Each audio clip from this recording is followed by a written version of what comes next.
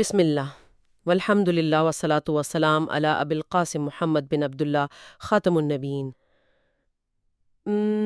اگر ہم انسانی حیاتیات یعنی بائیولوجی اور ہمارے ارتقائی عمل کو دیکھیں نا تو ہماری پوری ساخت بقا کے اصول پر کھڑی ہے۔ بالکل، جسے ہم سروائیول کہتے ہیں۔ جی، مطلب ہمارا دماغ اس طرح پروگرام کیا گیا ہے کہ اگر سامنے روٹی کا ایک ہی ٹکڑا بچا ہو اور ہم بھوکے ہوں تو ہمارا پورا وجود چیخ کر کہتا ہے کہ بس اسے کسی طرح حاصل کر لو۔ بقا کی اس جبلت کو ہم بالکل فطری سمجھتے ہیں، لیکن آج کے اس گہرے جائزے اور تفصیلی گفتگو میں ہمارے سامنے مضامین اور تاریخی حوالوں کا جو انبار ہے وہ ہمیں ایک ایسے تصور سے متعارف کروا رہا ہے جو انسان کی اس بائیولوجیکل وائرنگ کو مکمل طور پر توڑ کر رکھ دیتا ہے۔ اور یہی اس موضوع کی سب سے حیران کن بات ہے۔ بالکل، اور یہ موضوع ہے ایثار۔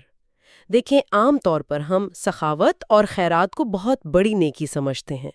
ہم اپنے استعمال سے بچی ہوئی چیزیں دے کر مطمئن ہو جاتے ہیں، لیکن جب ہم اپنے ارد گرد موجود انسانی لالچ، ہر چیز کو سمیٹ لینے کی ہوس اور مادہ پرستی کی کبھی نہ بجھنے والی پیاس کو دیکھتے ہیں تو دل سے بے ساختہ نکلتا ہے استغفر اللہ کہ ہم بحیثیت مجموعی کس قدر خود غرض اور صرف اپنی ذات تک محدود ہو کر رہ گئے ہیں۔ یہ تو ہے۔ مگر یہ جو فراہم کردہ مواد ہے یہ ایک حیران کن حقیقت کی طرف اشارہ کر رہا ہے کہ انسان اس خود غرضی کی کھائی سے نکل کر ایک ایسے مقام تک جا سکتا ہے جہاں وہ اپنی ذات کو مکمل طور پر مٹا کر دوسرے کو ترجیح دیتا ہے۔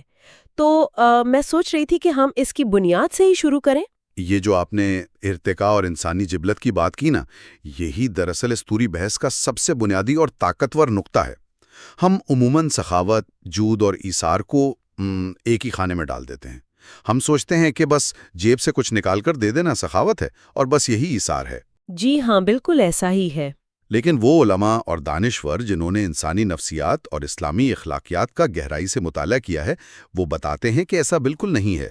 ایثار محض دینا نہیں ہے۔ ایثار اس وقت دینے کا نام ہے جب دینے والے کو خود اس چیز کی اتنی ہی یا شاید اس سے بھی زیادہ اشد ضرورت ہو، یعنی اپنی ضرورت مار کر دینا۔ بالکل۔ آج کے اس جائزے میں ہمارا مقصد صرف یہ جاننا نہیں ہے کہ ایثار کی کتابی تعریف کیا ہے، بلکہ ہم اس نفسیاتی کشمکش کو سمجھیں گے جو ایثار کے وقت انسان کے اندر برپا ہوتی ہے۔ ہم اس بات کی گہرائی میں جائیں گے کہ یہ کیسے ممکن ہے کہ ایک عمل جو بظاہر انسان کو مادی طور پر کمزور کر رہا ہے، وہ دراصل پورے معاشرے اور معیشت کی کایا پلٹ دینے کی طاقت رکھتا ہے۔ تو پھر آئیے اس تصور کی باقاعدہ بنیاد سے شروعات کرتے ہیں۔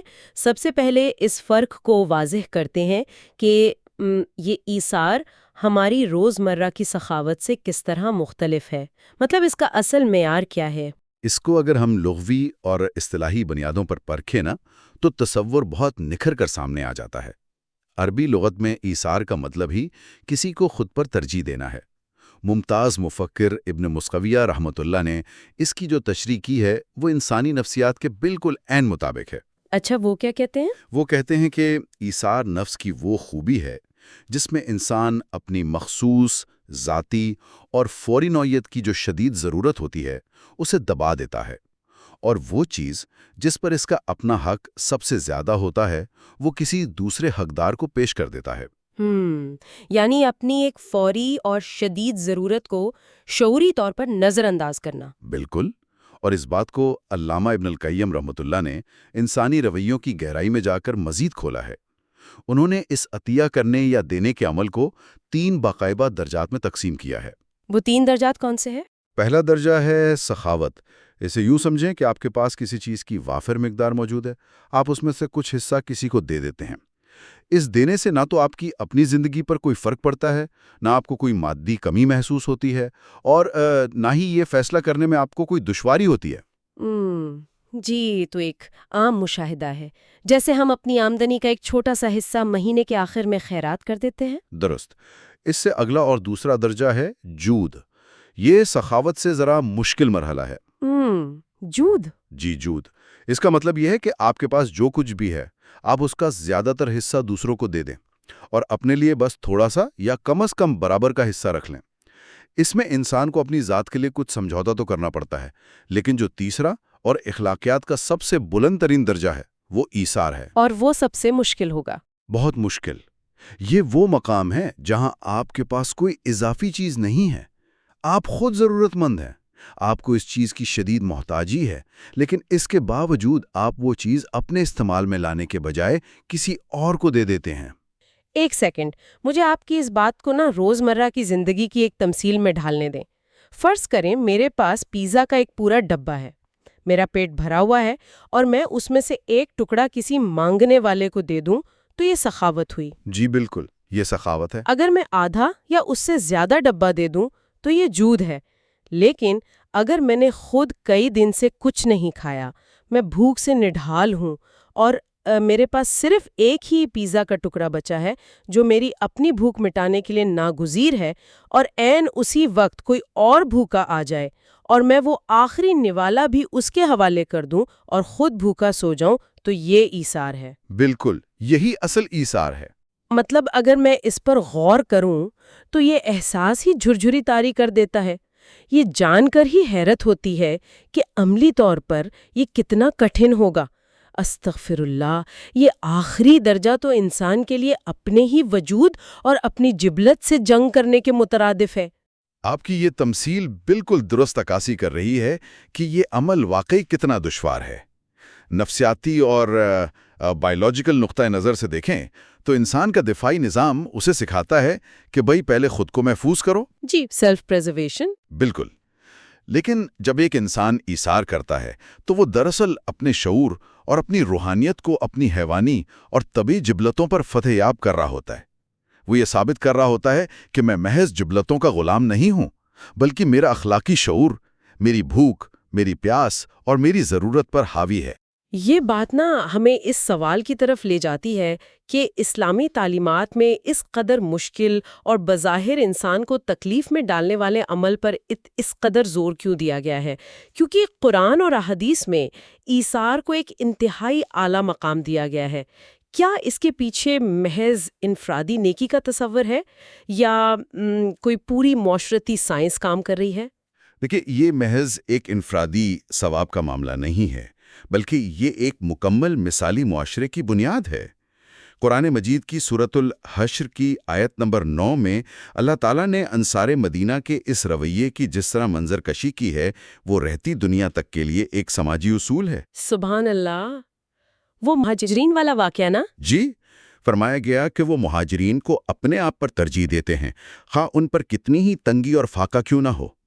ذرا تصور کریں، ایک شہر کے لوگ اپنے گھر بار، اپنا کاروبار، اپنی آدھی جائیدادیں ان لوگوں کے حوالے کر رہے ہیں جو خالی ہاتھ آئے ہیں۔ ایسا تو آج کل کے دور میں سوچا بھی نہیں جا سکتا۔ بالکل اسی طرح سورۃ آل عمران کی آیت 92 ایک آفاقی حقیقت بیان کرتی ہے کہ تم نیکی کی حقیقت کو پا ہی نہیں سکتے جب تک کہ اپنی پسندیدہ چیز جس سے تمہیں خود محبت ہو اسے خرچ نہ کرو۔ اور سورۃ البقرہ کی آیت 177 میں بھی مال کی شدید محبت کے باوجود اسے خرچ کرنے کی فضیلت کو ایمان کا باقاعدہ حصہ بتایا گیا ہے۔ یہاں مجھے ایک اور حدیث یاد آ رہی ہے جس کا تذکرہ ان حوالوں میں بڑی نمایاں طور پر موجود ہے۔ وہ یہ کہ بہترین صدقہ وہ ہے جو انسان اس حالت میں کرے جب وہ صحت مند ہو، مال جمع کرنے کی حرص رکھتا ہو اور اسے غریبی کا ڈر ہو۔ جی ہاں، اور ابن بطال نے اس کی جو نفسیاتی تشریح کی ہے وہ کمال ہے۔ اچھا، وہ کیا کہتے ہیں؟ وہ کہتے ہیں کہ جب انسان صحت مند اور جوان ہوتا ہے تو اسے مستقبل کی فکر ہوتی ہے۔ اس کا ذہن ایک کیلکولیٹر کی طرح چل رہا ہوتا ہے کہ بڑھاپے کے لیے کتنا بچانا ہے، بچوں کے لیے کیا چھوڑنا ہے۔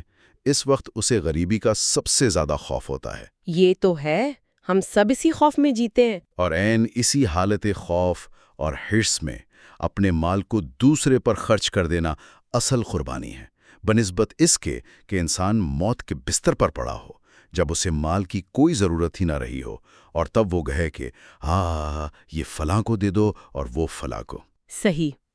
ایک اور حیرت انگیز مثال ایشری قبیلے کی ہے، جس کی تعریف رسول اللہ صلی اللہ علیہ وسلم نے خود فرمائی۔ وہ لوگ جنگ یا قحط کے دنوں میں جب وسائل کی شدید کمی ہوتی تو اپنا سارا بچا کھچا کھانا ایک کپڑے پر جمع کر لیتے تھے اور پھر اسے سب میں برابر بانٹ لیتے تھے۔ آپ صلی اللہ علیہ وسلم نے ان کے اس عمل پر خوش ہو کر فرمایا کہ وہ مجھ سے ہیں اور میں ان سے ہوں۔ واہ، اس واقعے نے مجھے واقعی سوچنے پر مجبور کر دیا ہے۔ اور اسی سیاق و سباق میں ایک اور حدیث کا ذکر بھی اس مواد میں موجود ہے جو بظاہر نہ ریاضی کے اصولوں سے ٹکراتی ہے۔ کون سی حدیث؟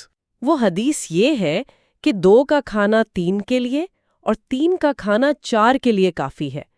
اب اگر ہم خالصتاً میتھمیٹکس یا منطق کی نظر سے دیکھیں تو ایک روٹی 2 لوگوں میں تو آدھی آدھی ہو سکتی ہے، مگر وہ 3 لوگوں کا پیٹ کیسے بھر سکتی ہے؟ مطلب کیا یہ محض ایک استعارہ ہے جو سمجھانے کے لیے استعمال ہوا ہے، یا اس کے پیچھے معاشیات کی کوئی دوسری دنیا آباد ہے؟ یہ اس پوری گفتگو کا سب سے دلچسپ موڑ ہے۔ علامہ محلب اس حدیث کی تشریح کرتے ہوئے کہتے ہیں کہ دیکھیں، یہ محض برابری یا ایکوالٹی کا اصول نہیں ہے، یہ ایثار کا اصول ہے۔ ایثار کا اصول مطلب یہ کہ ریاضی کے اصول وہاں کام کرتے ہیں جہاں ہر شخص یہ چاہتا ہو کہ اسے پیٹ بھر کر پورا حصہ ملے، لیکن یہ حدیث ایک ایسے معاشرے کا نقشہ کھینچ رہی ہے جہاں 2 لوگ اپنا پیٹ بھرنے کی فکر میں نہیں ہیں، بلکہ وہ تیسرے کی بھوک کو اپنی بھوک پر ترجیح دے رہے ہیں۔ تو مطلب وہ خود کم کھا رہے ہیں۔ بالکل۔ جب ایک معاشرے کا ہر فرد دوسرے پر خود کو قربان کرنے کے لیے تیار ہو جائے اور تھوڑے پر قناعت کرنے لگے تو وہاں وسائل کی کمی کا وہ خوف ہی ختم ہو جاتا ہے جو انسان کو ذخیرہ اندوزی پر مجبور کرتا ہے۔ جب ذخیرہ اندوزی ختم ہوتی ہے تو وسائل کی تقسیم خود بخود منصفانہ ہو جاتی ہے اور مادی وسائل میں ایک ناقابل فہم برکت آ جاتی ہے۔ میں سمجھ گئی، یعنی جدید معاشیات کا بنیادی اصول ہی وسائل کی قلت ہے۔ ہم مان کر چلتے ہیں کہ بھئی چیزیں کم ہیں اور مانگنے والے زیادہ، مگر ایثار ڈیمانڈ اور سپلائی کے اس خوف کو ہی جڑ سے اکھاڑ دیتا ہے، کیونکہ مانگنے والا اپنے بجائے دوسرے کے لیے مانگ رہا ہے۔ یہ تو واقعی ایک انقلاب ہے۔ 100%۔ لیکن ذرا رکیے، اگر ایسا ہے تو کیا اس کا مطلب یہ ہوا کہ ہمیں ہر حال میں اپنی ہر چیز قربان کر دینی چاہیے؟ مطلب کیا ایثار کی کوئی حد نہیں ہے؟ کیا اندھا دھند سب کچھ دے دینا ہی اصل کمال ہے؟ یہ ایک بہت اہم اور نازک سوال ہے، اور یہاں ہمارے ان حوالوں میں ایک غیر متوقع لیکن نہایت ضروری موڑ آتا ہے۔ ایثار کا مطلب آنکھیں بند کر کے سب کچھ لٹا دینا بالکل نہیں ہے۔ اچھا۔ جی، اس کو علماء نے 2 بڑی اقسام میں تقسیم کیا ہے۔ ایک ہے خالق کے لیے ایثار، جس کا مطلب ہے اللہ کی رضا کو دنیاوی مفادات پر ترجیح دینا، اور دوسرا ہے مخلوق کے لیے ایثار۔ مخلوق کے حوالے سے شیخ ابن عثیمین رحم اللہ نے نہایت باریک بینی سے اسے 3 درجوں میں تقسیم کیا ہے، اور یہ وہ مقام ہے جہاں جذبات کے بجائے شرعی اصول رہنمائی کرتے ہیں۔ یہ تو واقعی دلچسپی کا باعث ہے۔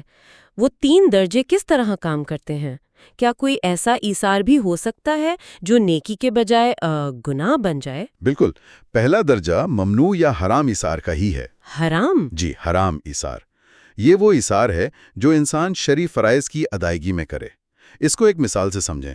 فرض کریں وقت تنگ ہے، نماز کا وقت نکلا جا رہا ہے، اور آپ کے پاس صرف اتنا پانی ہے کہ ایک شخص وضو کر سکے۔ صحیح۔ آپ کے پاس ایک اور شخص آتا ہے اور آپ ایثار کے جذبے میں وہ پانی اسے دے دیتے ہیں تاکہ وہ وضو کر لے، اور خود آپ نماز چھوڑ دیتے ہیں یا پانی کی موجودگی کے باوجود تیمم کر لیتے ہیں۔ تو یہ ایثار حرام ہے۔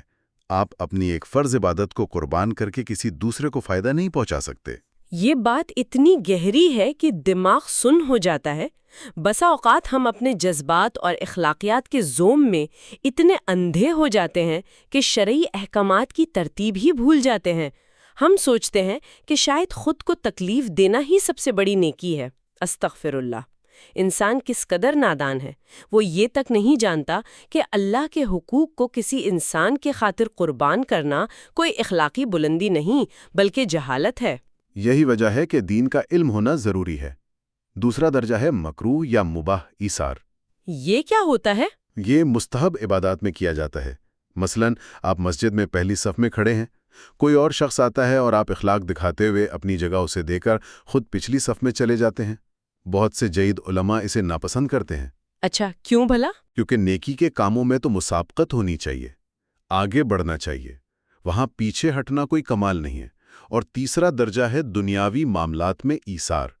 یہ وہ مقام ہے جو مستحب ہے، باعث اجر ہے، اور جس کی اتنی فضیلت بیان کی گئی ہے۔ تو کیا دنیاوی معاملات میں بھی ہم بلا سوچے سمجھے اپنا سب کچھ دے سکتے ہیں، یا اس کے لیے بھی کوئی ضابطہ موجود ہے؟ اس کے لیے بھی علامہ ابن القیم نے نہایت کڑی شرائط رکھی ہیں۔ وہ فرماتے ہیں کہ دنیاوی ایثار صرف اسی صورت میں قابل ستائش ہے جب وہ 3 شرائط پوری کرے۔ وہ کون سی؟ اول اس ایثار کی وجہ سے آپ کا اپنا کوئی ضروری وقت ضائع نہ ہو، دوم آپ کے اپنے دین یا ایمان کا کوئی نقصان نہ ہو، اور سوم آپ کی اپنی روحانی اصلاح یا خیر کے راستے میں کوئی رکاوٹ کھڑی نہ ہو۔ یعنی آپ کو دنیا کے مال سے تو ایثار کرنا ہے، لیکن اپنے دین، اپنے وقت اور اپنے قلب کے سکون کا سودا کر کے نہیں۔ یہ پہلو واقعی میری توقعات کے بالکل برعکس تھا۔ ہم تو ہمیشہ یہی سنتے آئے ہیں نا کہ بس خود کو مٹا دینا ہی قربانی ہے، لیکن اس سے یہ ثابت ہوتا ہے کہ اسلام میں جذباتیت سے کہیں زیادہ شعور، ترجیحات کے تعین اور ایک متوازن نقطہ نظر کو اہمیت دی گئی ہے۔ آپ خالق کی قیمت پر مخلوق کو خوش نہیں کر سکتے۔ بالکل صحیح کہا آپ نے۔ اب جب کہ اصول واضح ہو گئے تو میرے ذہن میں انسانی فطرت کے حوالے سے ایک اور الجھن ہے۔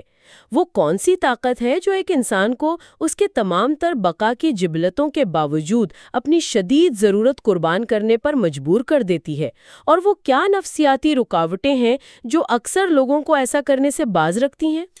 دیکھیں، انسان کے اندر یہ عمل پیدا کرنے والے دو بنیادی محرکات ہیں۔ پہلا محرک فطری اور غریزی ہے۔ اس کی سب سے بڑی مثال والدین، خاص طور پر ایک ماں کا اپنی اولاد کے لیے ایثار ہے۔ ماں کا پیار تو ویسے ہی بے مثال ہوتا ہے۔ جی، اس مواد میں حضرت عائشہ رضی اللہ عنہا کی بیان کردہ ایک نہایت دل کو چھو لینے والی روایت موجود ہے۔ ایک غریب عورت اپنی 2 بچیوں کے ساتھ حضرت عائشہ کے پاس آئی۔ حضرت عائشہ کے پاس اس وقت گھر میں دینے کے لیے صرف 3 کھجوریں تھیں۔ انہوں نے وہ تینوں اس عورت کو دے دیں۔ اس ماں نے ان میں سے ایک ایک کھجور اپنی دونوں بیٹیوں کو دے دی اور تیسری کھجور اپنے منہ کی طرف لے جانے لگی تاکہ اپنی بھوک مٹا سکے، لیکن تبھی ان بچیوں نے وہ کھجور بھی مانگ لی۔ بچے تو ایسے ہی کرتے ہیں۔ پھر اس نے کیا کیا؟ اس عورت نے اسے کھانے کے بجائے اس تیسری کھجور کے بھی 2 ٹکڑے کیے اور دونوں بیٹیوں کے منہ میں ڈال دیے۔ واہ، یہ تو ایک ممتا کی فطرت ہے نا۔ دنیا کی کوئی بھی ماں اپنے بچے کو بھوکا نہیں دیکھ سکتی۔ یہ فطرت کا رکھا ہوا ایک خودکار نظام ہے۔ بالکل صحیح، لیکن جو دوسرا محرک ہے نا، وہ اس غریزی محبت سے کہیں زیادہ بلند ہے، اور وہ ہے ایمانی اور شعوری محرک۔ یہ محض جذبات یا خون کے رشتے کی بات نہیں ہوتی۔ یہاں انسان ایک ٹھوس منطق، ایمان اور اللہ سے محبت کی بنیاد پر فیصلہ کرتا ہے۔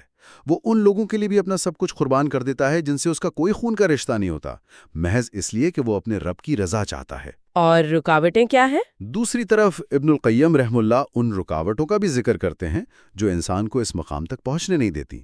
وہ بتاتے ہیں کہ ایمان کی کمزوری، طبعی بخل، اپنے نفس سے حد درجہ محبت اور دل کی سختی، یہ وہ موانع ہیں جو انسان کو ایثار سے روکتے ہیں۔ جب آپ ان رکاوٹوں کا ذکر کر رہے ہیں نا، تو یہ مجھے ایک آئینے کی طرح اپنا اور اپنے معاشرے کا عکس دکھا رہا ہے۔ یہ نفسیاتی کشمکش کتنی عجیب چیز ہے نا۔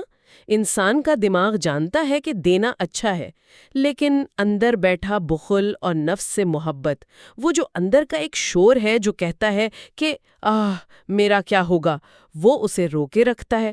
استغفر اللہ۔ اپنے ہی نفس کے ان اندھیروں پر قابو پانا انسان کے لیے دنیا کا سب سے کٹھن محاذ ہے۔ باہر کی جنگ تو شاید آسان ہے، اندر کی جنگ بہت مشکل ہے۔ اور یہی وجہ ہے کہ تاریخ میں جن لوگوں نے اس اندرونی محاذ کو سر کیا نا، ان کے عملی نمونے آج بھی ہمیں دنگ کر دیتے ہیں۔ اگر ہم فراہم کردہ تاریخی واقعات کی طرف نظر دوڑائیں تو عقل تسلیم کرنے سے انکاری ہو جاتی ہے کہ انسان اس حد تک بھی جا سکتا ہے۔ تو پھر ذرا ان تاریخی واقعات کی تصویر کشی کریں، کیونکہ نظریہ اپنی جگہ، مگر جب تک ہم اس کی عملی تطبیق نہ دیکھیں بات دل میں نہیں اترتی۔ سب سے پہلی مثال تو ظاہر ہے نبی کریم صلی اللہ علیہ وآلہ وسلم کی اپنی زندگی کی ہے۔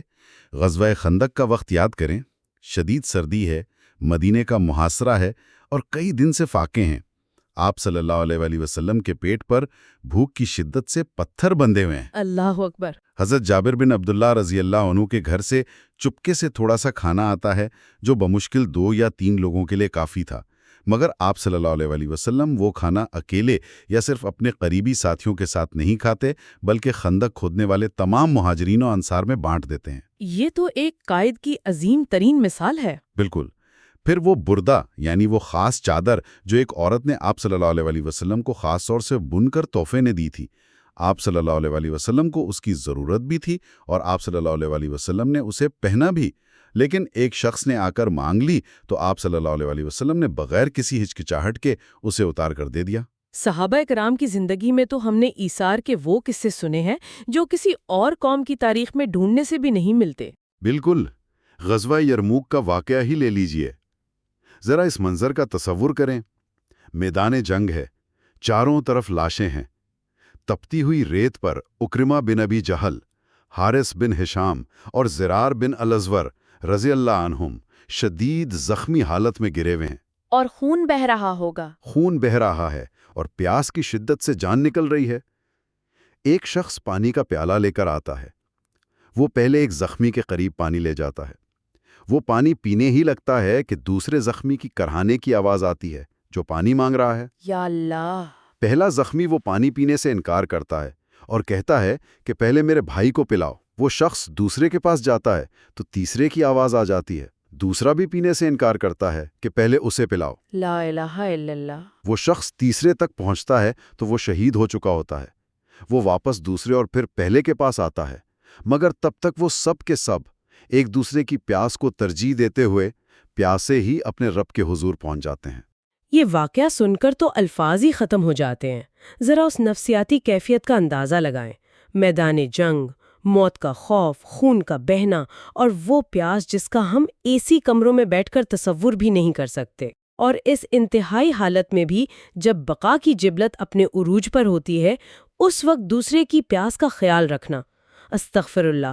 مجھے حیرت ہوتی ہے کہ آج کی جدید دنیا ہمیں پڑھاتی ہے کہ طاقتور کی بقا یا سروائیول آف دا فٹسٹ، یعنی زندہ رہنے کے لیے دوسروں کو روند کر آگے نکل جاؤ، اور یہاں یہ نفوذ ایک بالکل متضاد نظریہ پیش کر رہے ہیں، یعنی دوسروں کی بقا کی جنگ۔ یہ محض تاریخ نہیں، یہ انسان کی سوچ کے زاویے کو الٹ دینے والا واقعہ ہے۔ اور یہ رویہ صرف میدان جنگ تک محدود نہیں تھا، امن کے دنوں میں بھی یہی حال تھا۔ ام المومنین عائشہ رضی اللہ تعالیٰ کی دلی اور شدید ترین خواہش تھی کہ وہ نبی صلی اللہ علیہ وسلم اور اپنے والد ابوبکر رضی اللہ عنہ کے پہلو میں دفن ہوں۔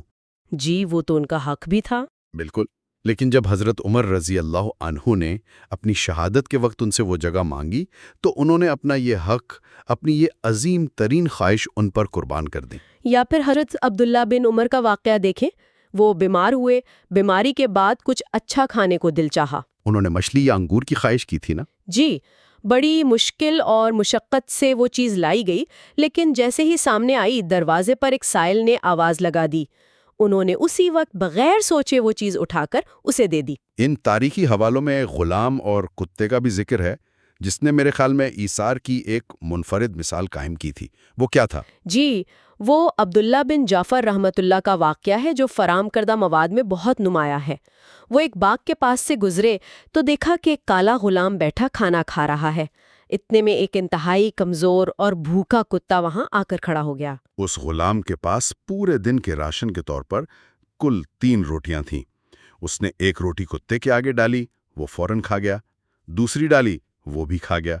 اس نے تیسری روٹی بھی کتے کو کھلا دی، اور اس کے پاس تو کچھ بچا ہی نہیں۔ بالکل۔ عبداللہ بن جعفر حیران رہ گئے۔ انہوں نے جا کر اس سے پوچھا کہ تمہارا آج کا کھانا کتنا تھا؟ اس نے کہا بس یہی 3 روٹیاں۔ انہوں نے پوچھا تو پھر تم نے سب کیوں دے دیا؟ پورا دن کیا کرو گے؟ تو اس نے کیا جواب دیا؟ اس غلام کا جواب سنیے۔ اس نے کہا کہ یہ کتا بہت دور سے بھوکا آیا ہے، مجھے شرم آتی ہے کہ میں تو پیٹ بھر لوں اور اسے بھوکا لوٹا دوں۔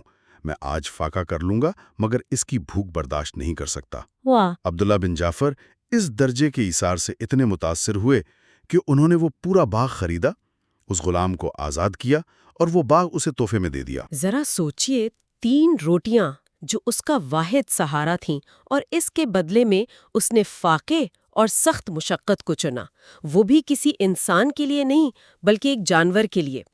یہ تمام واقعات سن کر ایک سوال ذہن میں بڑی شدت سے ابھرتا ہے، کیا یہ صرف ماضی کے قصے اور داستانیں ہیں؟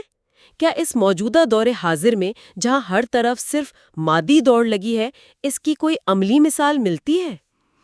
یہ سمجھنا غلط فہمی ہوگی کہ یہ صرف ماضی کی داستانیں ہیں۔ اس مواد میں موجودہ دور کے ایک بہت بڑے عالم شیخ ابن باز رحمۃ اللہ کا ذکر بڑی تفصیل سے ملتا ہے۔ اچھا، ان کا کیا واقعہ ہے؟ ان کا ایثار یہ تھا کہ اگر سردی کے موسم میں کوئی سائل آ کر ان کی وہ پہنی ہوئی عبا بھی مانگ لیتا جس کی انہیں خود ضرورت ہوتی تو وہ اسی وقت بغیر کسی ہچکچاہٹ کے اتار کر دے دیتے۔ اتنی سردی میں؟ جی، ان کا لوگوں کے ساتھ ہمدردی اور ایثار کا یہ رویہ اس قدر مشہور تھا کہ لوگ ان سے بے پناہ محبت کرتے تھے۔ تاریخ اس بات کی گواہ ہے کہ جب لوگوں کو معلوم ہوا کہ شیخ ابن باز نابینا ہے تو ایک بیلجیم کے رہنے والے شخص نے اور ایک سوڈان کے شخص نے باقاعدہ خطوط لکھ کر پیشکش کی کہ ہم اپنی ایک ایک آنکھ نکلوا کر آپ کو عطیہ کرنا چاہتے ہیں تاکہ آپ دیکھ سکیں۔ ایک سیکنڈ، واقعی اپنی آنکھیں نکال کر دینے کی پیشکش؟ یہ تو محبت اور عقیدت کی ایک ایسی انتہا ہے جو بیان سے باہر ہے۔ یہ دراصل ایثار کے وہ دنیاوی ثمرات ہیں جن کا ذکر ہم کر رہے تھے۔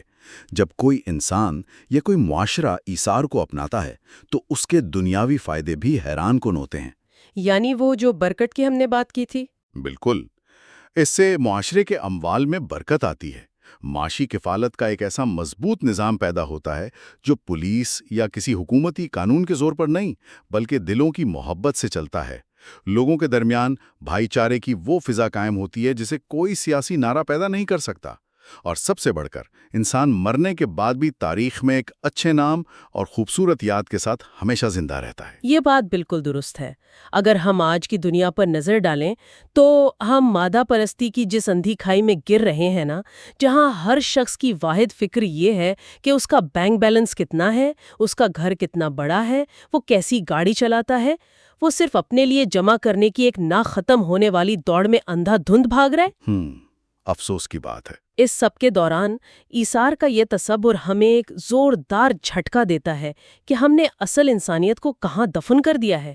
استغفر اللہ، ہم نے بحیثیت مجموعی اپنا رخ کس قدر غلط سمت میں موڑ لیا ہے، اور ہم سمجھ رہے ہیں کہ ہم ترقی کر رہے ہیں۔ اور یہی وجہ ہے کہ ان تمام ذرائع، مضامین اور حوالوں کا یہ گہرا مطالعہ اتنا اہم ہے۔ یہ محض اخلاقی کہانیاں سنانے کا سیشن نہیں ہے، بلکہ یہ ایک مکمل معاشی، نفسیاتی اور سماجی نظام کا خاکہ ہے جو انسان کی حقیقی معراج کی طرف رہنمائی کرتا ہے۔ بالکل صحیح کہا آپ نے۔ اس تفصیلی اور فکر انگیز گفتگو کو سمیٹتے ہوئے ہم یہ نتیجہ اخذ کر سکتے ہیں کہ فراہم کردہ مواد کا لب لباب یہی ہے کہ ایثار دراصل انسان کے روحانی ارتقاء کا نقطہ عروج ہے۔ یہ وہ مقام ہے جو بظاہر تو انسان کا معاشی اور مادی نقصان لگتا ہے کہ میرے پاس سے چیز چلی گئی، میرا پیٹ خالی رہ گیا، لیکن حقیقت میں یہی انسانیت کی معراج ہے جو اسے طبعی جبلتوں کے اندھیرے سے نکال کر روشنی ملاتی ہے۔ بے شک۔ اس جائزے کے استحکام پر سوچنے کی بات یہ ہے جو ان مضامین میں براہ راست تو موجود نہیں، لیکن اس پوری گفتگو کی بنیاد پر ذہن میں ابھرتی ہے۔ ذرا تصور کریں اگر ایثار کا یہ اصول واقعی اتنی طاقت رکھتا ہے کہ وہ ایک معاشرے کی مادی اور معاشی کمی کو پورا کر دے، جیسا کہ ہم نے دیکھا کہ 2 کا کھانا 3 کے لیے کافی ہو جاتا ہے، تو پھر کیا ہوگا اگر جدید معاشیات یا ماڈرن اکنامکس کے بنیادی اصولوں کو ہی بدل دیا جائے؟ ایک زبردست خیال ہے۔ آج کی معاشیات وسائل کی قلت یا سکیرسٹی اور بے رحم مسابقت پر کھڑی ہے۔ اگر کسی دن عالمی معاشی نظام کی بنیاد اس خوف کے بجائے ایثار اور خود غرضی سے پاک ہونے پر رکھ دی جائے تو کیا اس دنیا سے بھوک اور افلاس کا مکمل طور پر خاتمہ نہیں ہو جائے گا؟ اپنی روزمرہ کی زندگی میں اپنی کمزوریوں، اپنی مادی لالچ اور بے حسی پر رب العزت سے معافی مانگتے ہوئے استغفر اللہ۔ آج کے اس معلوماتی اور گہرے جائزے کو ہم یہیں اختتام تک پہنچاتے ہیں۔ یہ جائزہ ہمیں یہ دعوت دیتا ہے کہ مادی دوڑ کے اس ہجوم میں کبھی رک کر اپنی ضرورت کو دبا کر کسی اور کی ضرورت پوری کی جائے، کیونکہ ہو سکتا ہے کہ یہی چھوٹا سا عمل کسی پورے معاشرے کے بدلنے کا آغاز بن جائے۔